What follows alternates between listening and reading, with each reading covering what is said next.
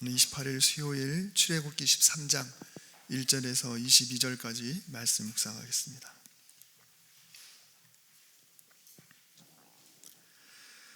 여호와께서 모세에게 일러 이르시되 이스라엘 자손 중에서 사람이나 짐승을 막론하고 태에서 처음 난 모든 것은 다 거룩히 구별하여 내게 돌리라.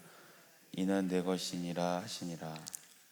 모세가 백성에게 이르되 너희는 애굽 곧 종되었던 집에서 나온 그날을 기념하여 유교병을 먹지 말라. 여호와께서 그 손의 권능으로 너희를 그곳에서 인도해 내셨음이니라. 아비벌 이날에 너희가 나왔으니 여호와께서 너를 인도하여 가나안 사람과 헷 사람과 아모리 사람과 히위 사람과 여부스 사람의 땅 곧 내게 주시려고 내 조상들에게 맹세하신 바 젖과 꿀이 흐르는 땅에 이르게 하시거든. 너는 이 달에 이 예식을 지켜 이래 동안 무교병을 먹고 일곱째 날에는 여호와께 절기를 지키라. 이래 동안에는 무교병을 먹고 유교병을 내게 보이지 아니하게 하며 내 땅에서 누룩을 내게 보이지 아니하게 하라. 너는 그날에 내 아들에게 보여 이르기를 이 예식은 내가 애굽에서 나올 때에 여호와께서 나를 위하여 행하신 일로 말미암음이라 하고 이것으로 내 손의 기호와 내 미간의 표를 삼고 여호와의 율법이 내 입에 있게 하라.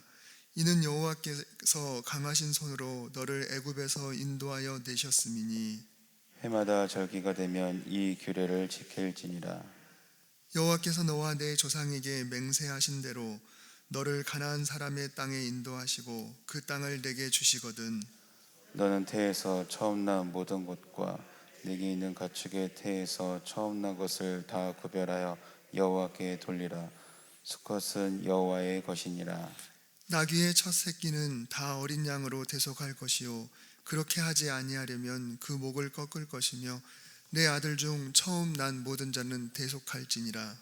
후일에 내 아들이 내게 묻기를 이것이 어찌 됨이냐 하거든 너는 그에게 이르기를 여호와께서 그 손의 권능으로 우리를 애굽에서 곧 종이 되었던 집에서 인도하여 내실세. 그때 바로가 완악하여 우리를 보내지 아니하매 여호와께서 애굽 나라 가운데 처음 난 모든 것은 사람의 장자로부터 가축의 처음 난 것까지 다 죽이셨으므로 태에서 처음 난 모든 수컷들은 내가 여호와께 제사를 드려서 내 아들 중에 모든 처음 난 자를 다 대속하리니 이것이 내 손의 기호와 내 미간의 표가 되리라. 이는 여호와께서 그 손의 권능으로 우리를 애굽에서 인도하여 내셨음이니라 할지니라. 바로가 백성을 보낸 후에 블레셋 사람의 땅의 길은 가까울지라도 하나님이 그들을 그 길로 인도하지 아니하셨으니 이는 하나님이 말씀하시기를 이 백성이 전쟁을 하게 되면 마음을 돌이켜 애굽으로 돌아갈까 하셨습니다. 그러므로 하나님이 홍해의 광야길로 돌려 백성을 인도하심에 이스라엘 자손이 애굽 땅에서 대열을 지어 나올 때에 모세가 요셉의 유고를 가졌으니 이는 요셉이 이스라엘 자손으로 단단히 맹세하게 하여 이르기를 하나님이 반드시 너희를 찾아오시리니 너희는 내 유고를 여기서 가지고 나가라 하였음이더라. 그들이 숲곳을 떠나서 광야 끝 에담에 장막을 치니 여호와께서 그들 앞에서 가시며 낮에는 구름 기둥으로 그들의 길을 인도하시고 밤에는 불 기둥을 그들에게 비추사 낮이나 밤이나 진행하게 하시니 낮에는 구름 기둥 밤에는 불 기둥이 백성 앞에서 떠나지 아니하니라. 아멘. 오늘 본문 말씀은 이스라엘 백성들의 역사 속에서 가장 중요한 사건인 이 출애굽, 이 사건을 길이길이 후손들에게 기억하게 하기 위한 하나님의 규례가 정해지는 그런 내용입니다. 오늘 본문 1절 시작하면서 초태생에 대한 이야기가 나오죠. 사람이 됐든지 간에 짐승이 됐든지 간에 그 첫 새끼, 첫 자식과 첫 새끼는 다 내 것이니까 거룩히 구별해서 돌리라라는 그런 이야기가 나옵니다. 그리고 저기 밑에 쪽에 이제 11절 이하에는 이 초태생을 봉헌하는 그 내용에 대해서 좀 더 자세하게 나오죠. 그러니까 1절부터 2절까지는 초태생을 구별해서 나한테 돌리라라는 이야기고 그 다음에 11절부터는 어떻게 해야 되는지 그 내용이 나오게 됩니다. 이 초태생을 구별하여 돌리라고 한 이유는 하나님께서 이 애굽에 내린 재앙 가운데 마지막 재앙인 장자의 죽음, 첫 번째 아들의 죽음, 그리고 첫 새끼들이 다 죽잖아요. 죽게 되는데 그때 하나님께서는 문설주의 피를 바른 이스라엘 백성들, 그 백성들의 집만 건너가고 나머지 그걸 바르지 않은 그런 집들, 그리고 애굽의 그 집들의 모든 첫 새끼 그리고 장자들이 다 죽음을 맞이하게 되는데, 하나님께서는 역으로 이렇게 생각하시는 거죠.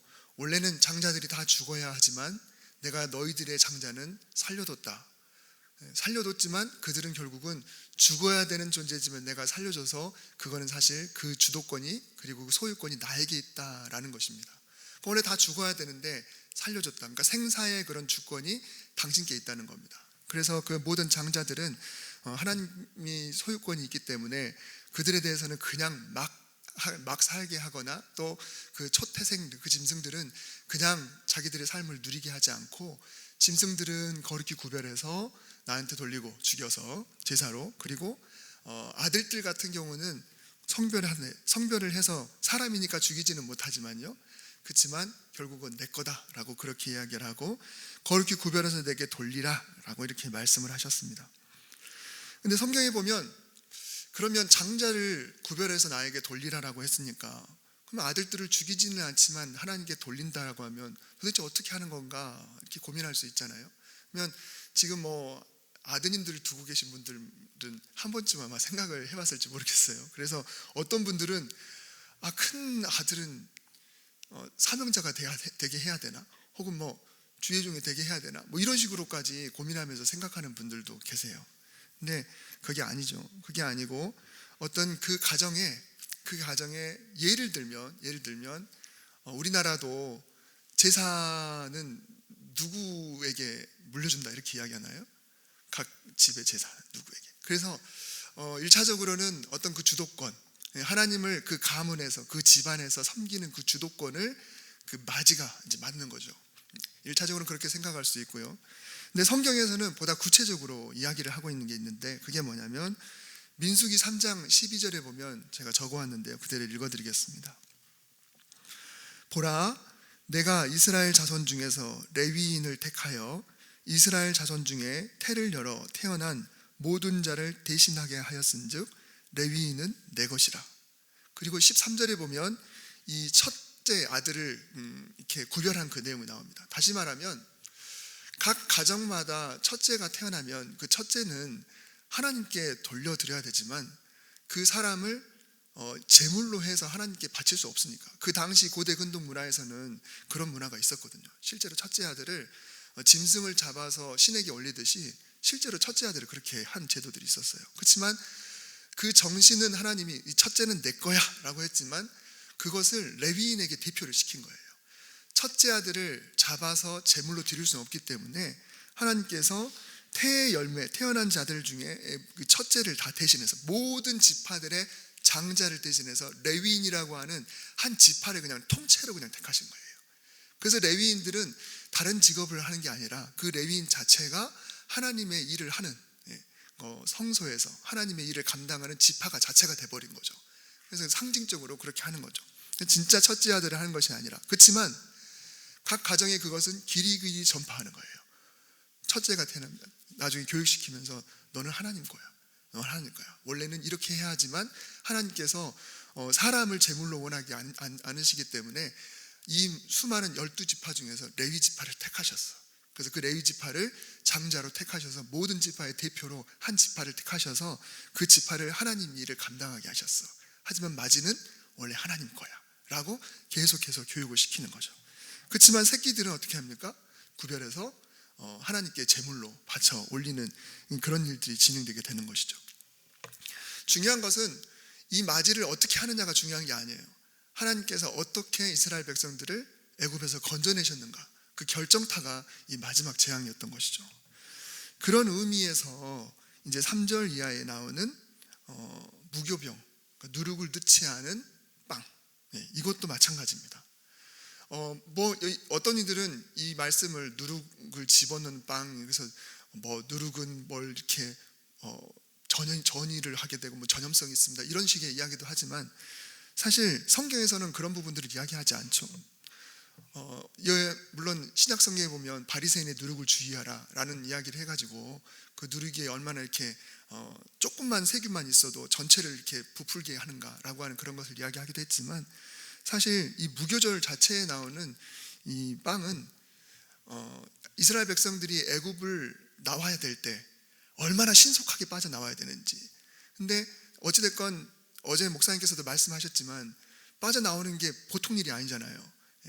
장정만 60만에다가 최소 200만이 넘는 그 사람들이 짐을 챙기고 애들 들쳐매고 어르신들 이렇게 모시고 그리고 가축들 다 챙겨서 이동하는데 너무너무 시간이 급박한 상황에서 음식을 먹기는 먹어야 되는데 언제 이거 누룩을 불려서 먹어요. 그러니까 그때는 정말 맛도 하나도 없는 그냥 밀가루만 들어있는 가루만 해서 만든 그 빵, 그거를 빨리 만들어가지고 그냥 겨우겨우 챙겨서 긴급 식량으로 이렇게 해서 나와야 되기 때문에, 그래서 그 신속함, 그때 우리가 얼마나 정신없이 애굽을 긴급하게 빠져나왔나라고 하는 그 상황 속에서 그때 어쩔 수 없이 만들어 먹었던 무교병인 거예요. 어쩔 수 없이 만들어 먹었던 무교병. 그러니까 이 6월절 절기만 되면 이걸 만들죠. 이걸 만들면 애들은 아우 도대체 이 소위 맛 대가리 없는 이걸 도대체 왜 이걸 이렇게 먹는 거예요 이때마다 라고 하면 부모가 교육을 시키는 겁니다. 이거의 의미는 뭐냐면 이런 거야. 우리나라도 어떤 명절 때마다 먹는 음식들이 있잖아요. 그렇죠? 저는 도대체 불엄을 깨뜨리는 거, 예전에는 어렸을 때는 그런 곡물 별로 안 좋아하잖아요. 어렸을 때는 곡물을 별로 안 좋아하는데 보름만 되면은 꼭 그걸 먹으래요. 어렸을 때 나물도 별로 안 좋아하잖아요. 근데 나물 잔뜩 이것저것 다 해가지고 원래 이 날은 이거 먹는 거야 라고 하면서 이거는 뭐 무슨 이걸 또 깨뜨리면 무슨 부정물 쫓아내고 이렇게 하는 거잖아요. 그런 것처럼 다른 의미가 있는 게 아니라 그때 얼마나 순식간에, 물론 이게 주님의 재림의 순식간에 지나가는 그런 의미를 부여하기도 하지만 하나님이 이스라엘 백성들을 건져낸 그 사건, 그거를 이스라엘 백성들이 대대로 기억하게 하기 위해서 이 음식을 일부러 먹는 거거든요. 그러니까 절기 때는, 그래서 하나님께서 그때는 누룩이 아예 그냥 음식에 전혀, 다른 음식에도 전혀 넣지 못하도록 아예 그냥 보이지도 않게 하라고 그렇게 말씀하시는 거죠. 그래서 8절에 보면요, 너는 그날에 내 아들에게 보여 이르기를, 이 예식이 다른 예식이 아니에요. 무교병을 먹는 그런 예식을 말하는 거예요. 이 예식은 내가 애굽에서 나올 때 여호와께서 나를 위하여 행하신 일로 말미암음이라. 그게 중요한 거죠. 그게 핵심이고요.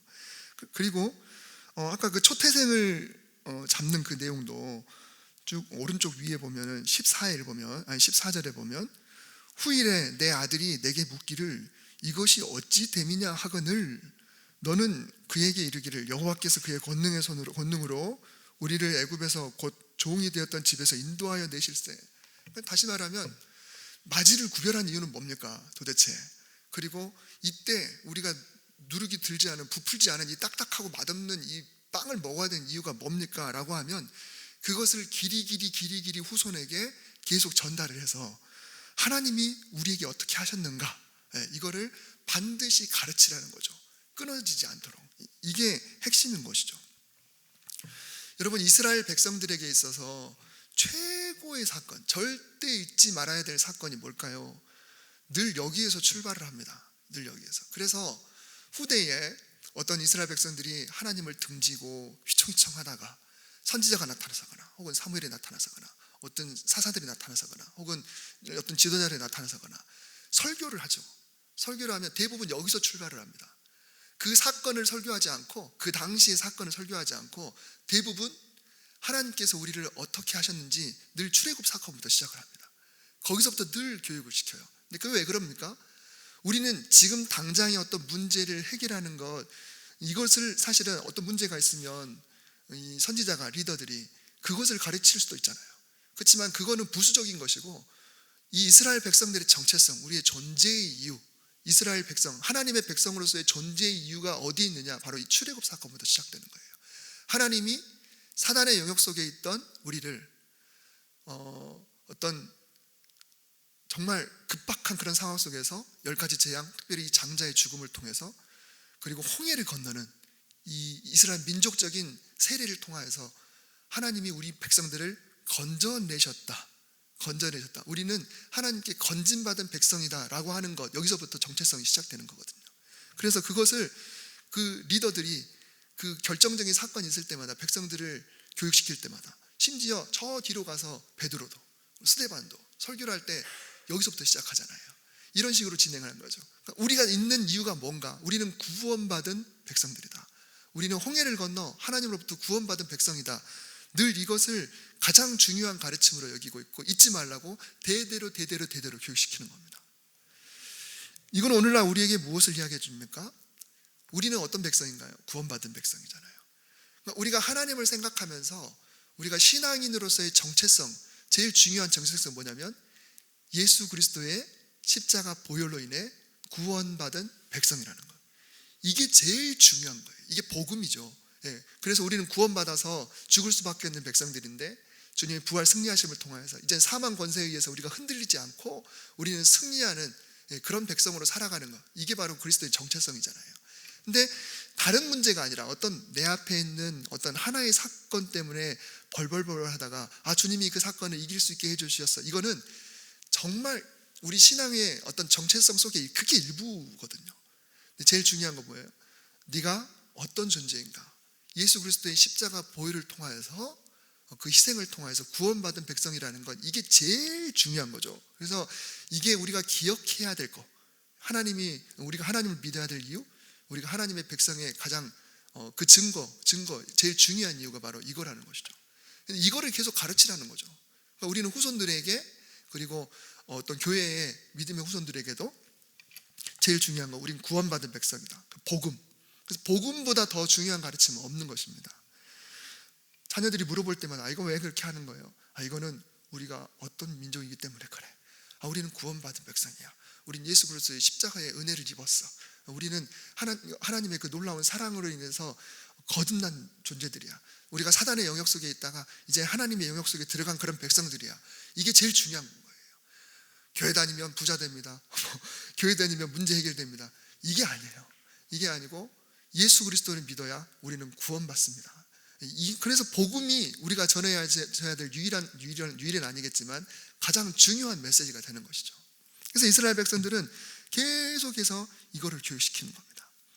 그리고 이제 이 절기 때가 되면 또 하나 해야 될 일이 뭐였냐면, 9절에 보면 내 손의 기호와 내 미간의 표를 삼고 여호와의 율법이 내 입에 있게 하라라는 메시지가 있습니다. 물론 저 뒤에 보면 이제 쉐마라고 그러죠. 이스라엘아 들으라 이렇게 하면서 너희가 항상 이렇게 하라라고 이야기했지만, 처음에 출애굽기에서 이 절기에 대한 규정이 있을 때는 항상이 아니었고, 10절에 보면 해마다 절기가 되면 이 규례를 지킬지니라 그랬어요. 그러니까 절기가 될 때마다 이렇게 하라는 거였죠. 그렇지만 그게 결국은 평소에도 이제 그렇게 하라는 이렇게 확대가 됐지만, 내 손의 기호, 내 미간의 표, 그리고 내 이 율법이 내 입에 있게 하라, 이렇게 하나님께서 말씀하셨는데요. 말 그대로 손의 기호, 그러니까 어떻게 했을까? 처음에 어떻게 했을까? 손의 기호를 삼으라. 그리고 미간, 이렇게 눈썹 사이에다가, 그리고 입에다가 율법을 읽게 한다. 이거 어떻게 했을까? 사실 상상이 잘 안 됩니다. 상상이 안 되는데, 물론 학자들이 그 당시 근동의 어떤 문화 이런 걸 따라서 이제 다양한 의견으로 이야기를 하기도 하더라고요. 근데 1차적으로 이런 거죠. 그 절기가 되면 그 절기 때마다 행하는 뭐가 있잖아요. 절기 때마다 뭐 어떨 때는 깡통에다가 뭐 여기저기 다니면서 음식 막 이렇게 막 잔뜩 담기도 하고 막 이렇게 했잖아요. 그리고 어쩔 때는 특별히 그 행사 때만 필요한 어떤 무늬를 칠한다거나 그런 것들을 연상해 볼 수 있는데, 그래서 손에다가 어떤 표를 하지 않았을까? 그리고 미간에, 그 당시 고대 근동에서는 머리에다 이렇게 띠를 두르고 여기다 구슬을 내려서 이쪽으로 떨어뜨리게 하는 그런 것도 있었다고 하는데, 어찌됐건 그것이 후대에는 유대인들이 이제 바벨론 포로기를 지나가면서 이 말씀을 어떻게 하는 것이 진짜 그렇게 하는 것인가를 생각하면서 가죽끈에다가 성구를 적어가지고 그거를 가죽끈을 이렇게 어깨부터 매달아가지고 손에다 둘둘 말아서 손에다 이렇게 들고요. 그리고 머리에 이렇게 해가지고 통 속에다가 말씀이 담겨있는, 쉐마가 담겨있는 그 말씀을 그 통 속에다 담아서 이마에다가 이렇게 달기도 하고. 그래서 지금도 정통 유대인들, 정통 유대인들, 이스라엘 정통 유대인들은 지금도 그러고 다니잖아요. 지금도 그러고 다닙니다. 진짜 끈 이렇게 해서 안 떨어지게, 흘러내리지 않게 감아서 손에도 이렇게 팔찌처럼 하고 있고, 실제로 여기다 통에다가. 근데 그 당시에 종이가 있습니까? 뭐가 있습니까? 하나님 이 애굽 당시에 종이 하나 쓰려면 파피루스에다가, 제일 발달된 게 파피루스인데 그거를 어떻게 거기다가 써가지고 이마에다가 어떻게 합니까? 그 당시에.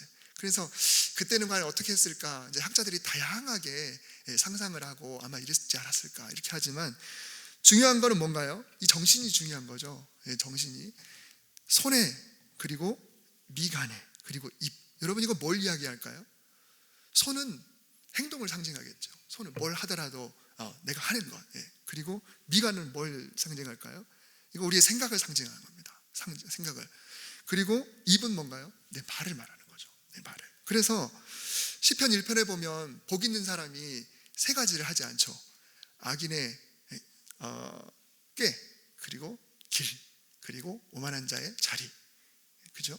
그래서 꾀라는 건 생각을 말하는 거, 길은 행동이라는 걸 말하는 거, 자리라는 것은 거기에 자리에 펴고 앉아서 누군가와 대화를 나누는 것까지, 그리고 거기에 아예 정착해버리는 것까지 이야기를 한 건데, 그래서 하나님께서는 늘 네가 행동할 때나, 그리고 네가 생각할 때나, 혹은 네 말로 반드시 내가 어떤 존재인지, 그러니까 이스라엘 백성들에게는 너는 그렇게 해서 구원받은 존재야. 너희들은 이렇게 출애굽을 통하여서 건진받은 백성들이야. 우리는 뭐예요? 우리는 예수 그리스도의 보혈로 인해서 구원받은 존재야 라는 것을 네가 행동할 때마다, 그리고 네가 생각할 때마다, 그리고 네 입술로 늘 그렇게 해야 된다라고 하는 그 정신이 중요한 거죠. 만약 이 말씀대로 한다면 우리는 손에다가 뭔가를 문신을 하든지 여기다가 무슨 십자가를 여기다가 인쇄를 하든지, 뭐 인도 뭐 그런 사람들 여기다가 뭐 이렇게 찍는 것처럼, 그리고 입에다가 뭐 어떻게 해요? 이걸 늘 암송을 이야기하죠. 네 율법을 입에다 있게 하라는 것을 대부분 학자들은 암송이라고 이렇게 이야기하는데요. 중요한 것은 내가 행동할 때나, 그리고 내가 생각할 때나, 내가 말할 때나 우리가 전해야 될 것은 예수 그리스도, 주님의 복음, 그리고 그 복음에 합당한 백성으로 내가 행동해야 된다, 그리고 그렇게 생각해야 된다, 그리고 말해야 된다. 이 정신이 이 안에 담겨 있는 것입니다. 그래서 이스라엘 백성들은 늘 마음, 목숨, 뜻, 생각을, 정성을 다하여 주 너의 하나님을 사랑하라. 그리고 예수님은 그걸 확대시켜서 내 이웃을 내 몸과 같이 사랑하라는 게 더 중요하다라고 그렇게 말씀하셨기 때문에, 이제 그걸 생각하면서 내가 구원받은 백성으로서 그러면 나는 하나님을 어떻게 사랑할 것인가, 그리고 이웃을 나는 어떻게 사랑할 것인가, 이것을 행동할 때나 생각으로나 말로나 늘 잊지 말아라 라고 하나님이 말씀해 주시는 거죠. 그것이 이제 16절에도 또 한 번 더 나오죠.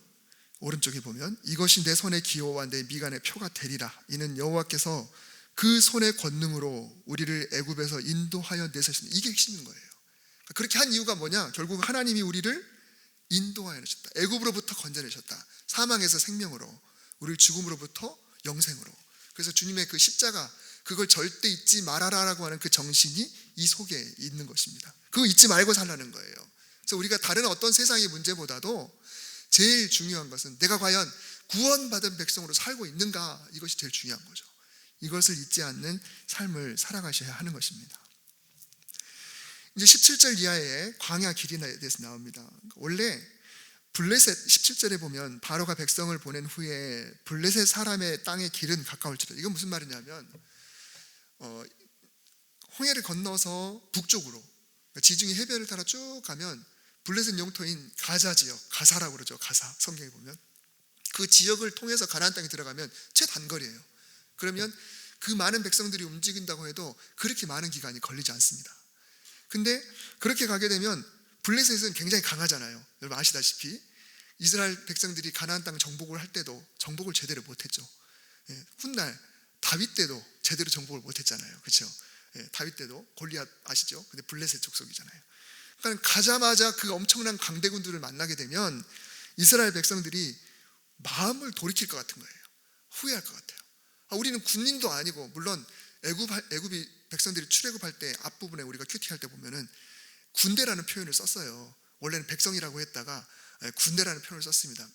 그러니까 하나님께서는 이스라엘 백성들을 오합지졸이지만 하나님이 함께 하시기 때문에 군대와 같다라고 이렇게 말씀하셨죠. 그렇지만 지금 이스라엘 백성들은 뭘로 보나 훈련이 되지 않았는데 어떤 전쟁의 그런 스킬, 기술 이런 훈련보다도 제일 중요한 건 뭐냐면 하나님의 백성으로서 아직 훈련이 덜 됐습니다. 만약에 신앙이 탄탄하다면 여호수아와 갈렙처럼 이 정도의 전쟁 하나님과 함께라면 이길 수 있습니다라고 다 할 수 있어요. 근데 아직은 신앙이 아직 제대로 되지 않았기 때문에 그렇게 붙으면 신앙 훈련을 했음에도 불구하고 10명의 정탐꾼이 우리는 그들의 밥이라고 이렇게 막 이야기해버리잖아요. 그런 것처럼 그냥 며칠 만에 그들을 만나버리면 아이고 하고 돌아가게 될까봐, 후회하게 될까봐, 그래서 하나님께서는 일부러 우회하는 그런 방법을 선택했습니다. 단순히 전쟁만이 아니겠죠. 그 과정을 통해서 어떻게 합니까? 이제 가나안 땅에 들어가긴 이후에 어떻게 살지 미리 훈련을 시키는 거예요. 하나님 말씀, 계명을 주고, 그리고 그걸 철저히 교육시키고 단련시키고 만나의 은혜도 경험하게 하고, 그리고 십계명도 받고, 이렇게 하면서 우리가 믿는 하나님이 어떤 분이시는구나 철저하게 배우게 되고, 그리고 하나님과 함께 하실 때 어떻게 되는구나, 그리고 하나님을 예배하는 거 어떤 거는구나, 이거를 철저하게 교육받고 나서, 그리고 나서 가나안 땅에 들어가게 되면 이들이 승리하게 될 텐데 아직 준비도 덜 됐는데 그러면 후회하게 되는 것이죠. 여러분, 출애굽이 만사 해결은 아닙니다.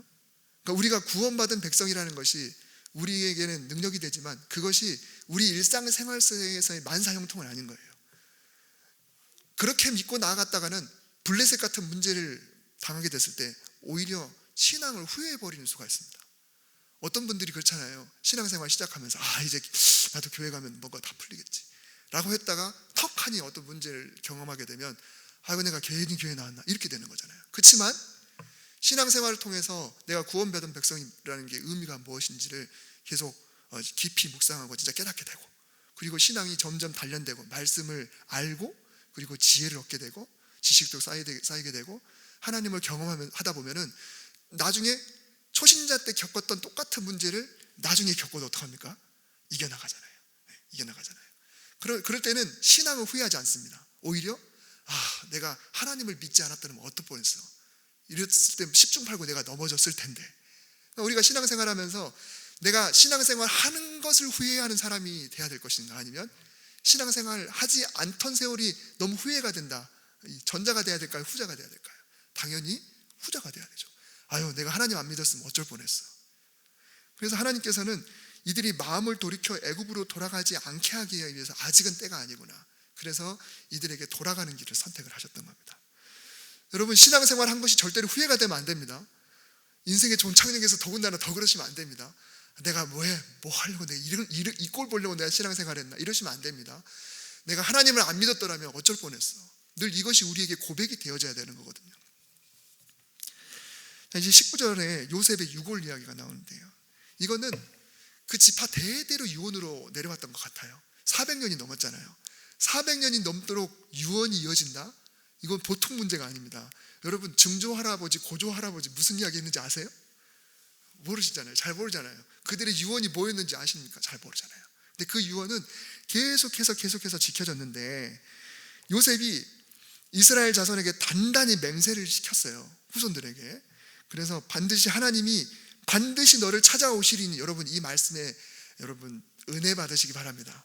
하나님이 반드시 너희를 찾아오시리니, 그러니까 이게 엄청난 세월이 흘리게 될 텐데, 아브라함에게 이미 약속한 세월이 있기 때문에. 그렇지만 그 정도 세월이 지나면 이 유언은 흐지부지 될 수밖에 없거든요. 근데 우리 신앙생활도 그렇습니다. 우리는 사람은 약해서 인내심이 부족하거든요. 그렇지만 요셉은 먼 미래임에도 불구하고 그게 이루어질 것이라는 것을 봤어요.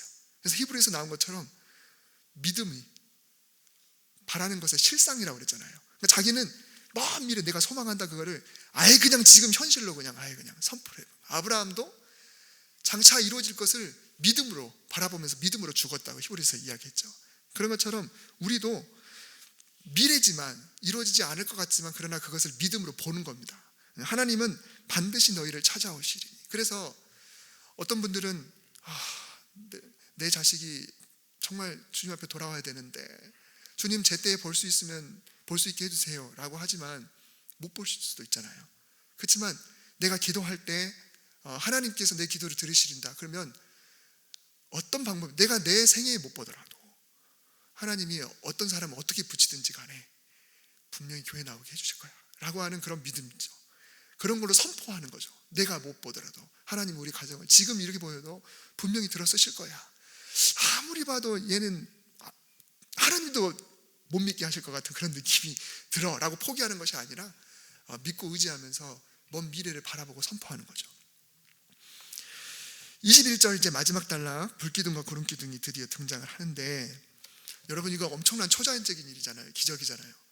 구름이 멈췄다가 갑자기 움직인다.